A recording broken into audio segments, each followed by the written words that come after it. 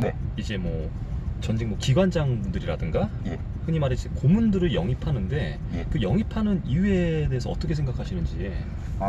영입을 많이 하시고요. 네. 그 행정부나 사법부, 네네. 뭐 국회에 계신 분들은 잘 영입을 안 하시는 것 같은데 네네. 그런 분들을 고문이라는 명칭으로 많이 영입을 하고 있습니다. 네. 그런데 그런 것들을 우리가 흔히 정관예우라고 말씀을 많이 하시는 것 같은데 네. 조금 넓은 의미의 정관예우죠. 정관예우가 정확하게 좁은 의미로 하면 법원이나 검찰에 계시다가 변호사 하신 분들한테 들어오는 혜택을 정관예우라고 하는데 네.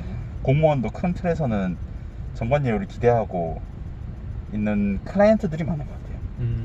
제 생각에는 정관예우라는 실체가 과연 존재하는지가 좀 의문이고, 실제 요즘 사회가 많이 투명해졌기 때문에 그런 개인적인 인맥으로 사건이 잘 해결되기는 쉽지 않은 겁니다. 대신에 좀 절차적으로 네. 배려를 받을 수 있는 부분들, 재량이 있는 부분들은 아무래도 좀 지인분들에게 좀 혜택을 주는 경우는 있어요. 근데 그게 결론을 좌우하는 그런 실체적인 내용에 영향을 주냐면 사실 제 생각은 아니라고 생각이 들거든요. 네. 근데 대신에 제가 이 말씀을 드리는 이유가 네. 클라이언트들께서 그런 효과를 기대를 하세요.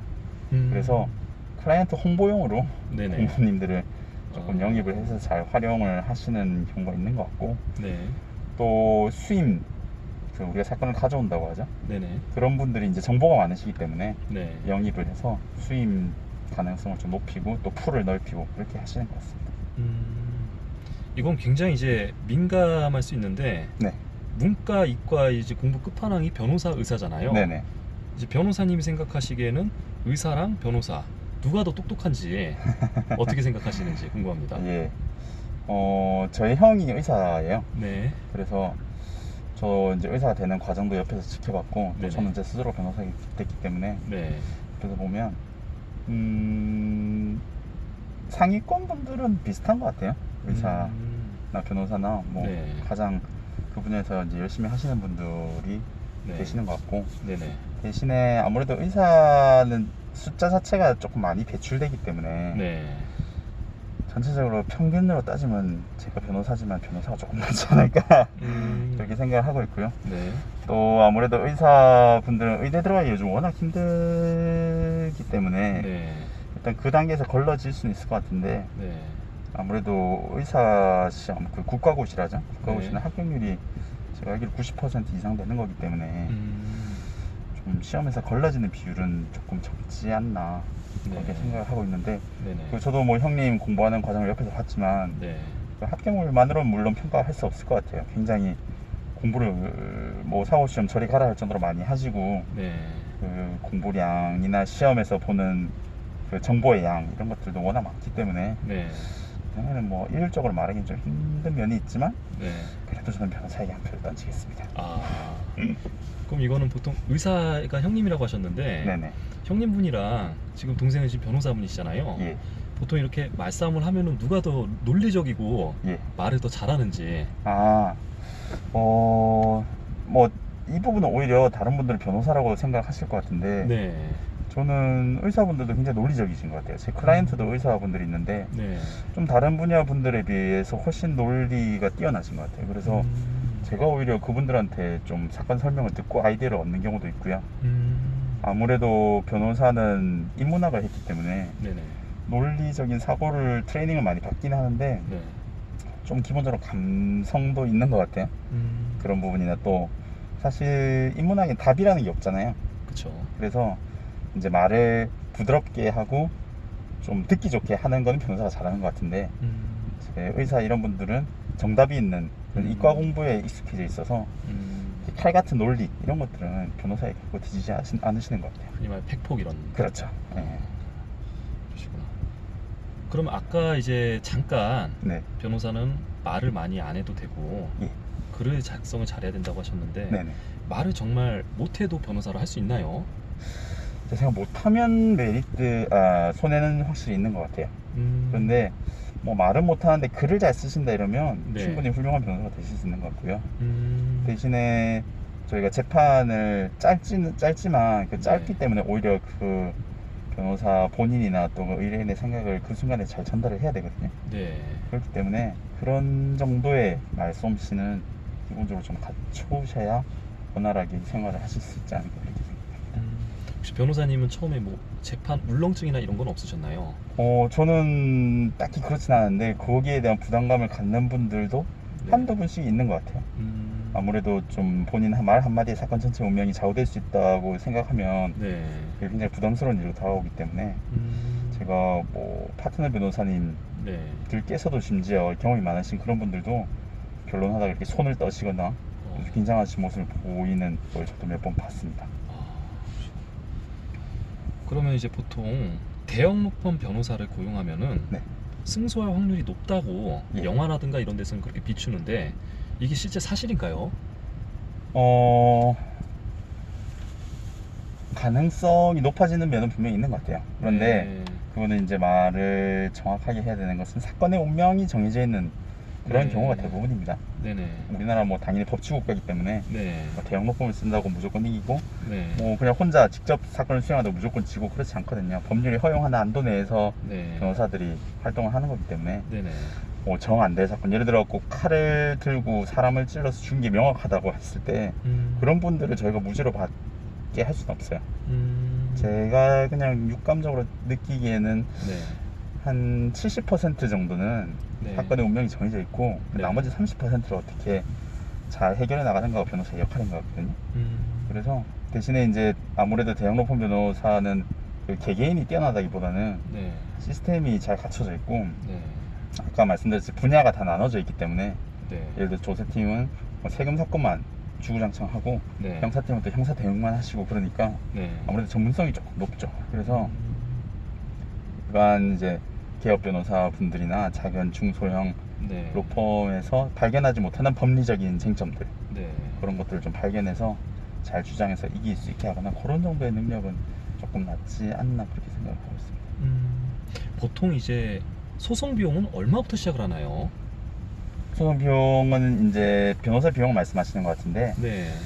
저희 로펌에서는 제가 알기로 그 수임 제한 하한선이 있는 걸로 알고 있어요. 너무 네. 싼 사건들은 네. 변호사 인력만 낭비하고 네. 회사 비용을 좀 갉아먹는다고 생각하시는 것 같아서 네. 그 출발 비용이 딱 정해져 있는데 제가 알기로 그게 한 사건당 1,000만 원인 걸로 알고 있어요. 보통은 1,000만 원은 이제 착수금. 네.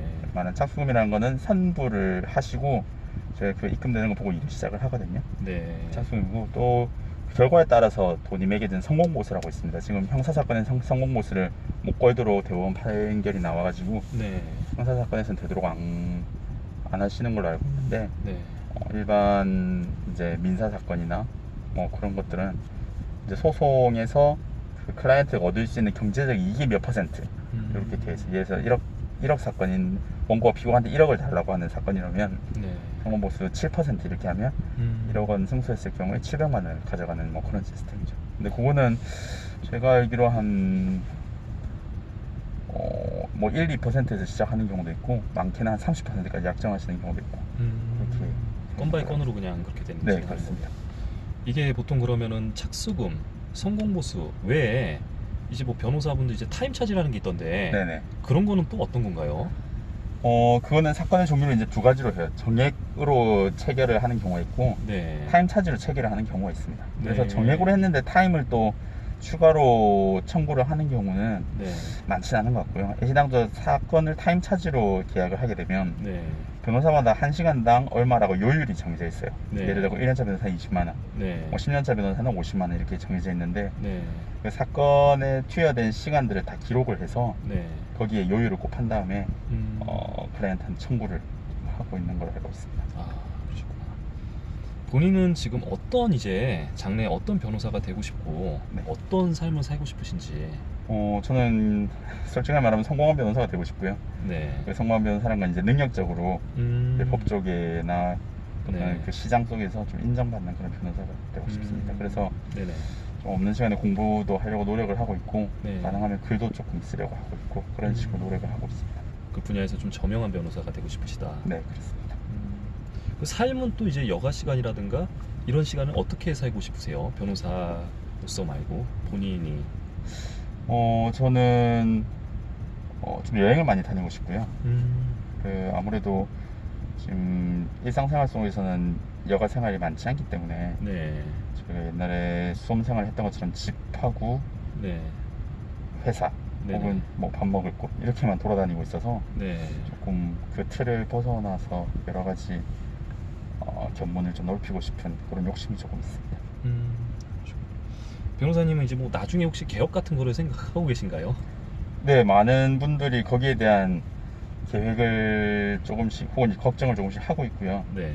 로펌이라는 곳이 또 모든 회사가 마찬가지로 피라미드 구조라서 네. 처음에 변호사를 많이 뽑아도 나중에 한 3, 4년 되면 이직을 스스로 하는 경우도 있고 또 여러 가지 관문이 있습니다. 뭐 유학이라던가 또 유학 심사라든가 파트너 심사라든가 이런 절차를 통해서 네.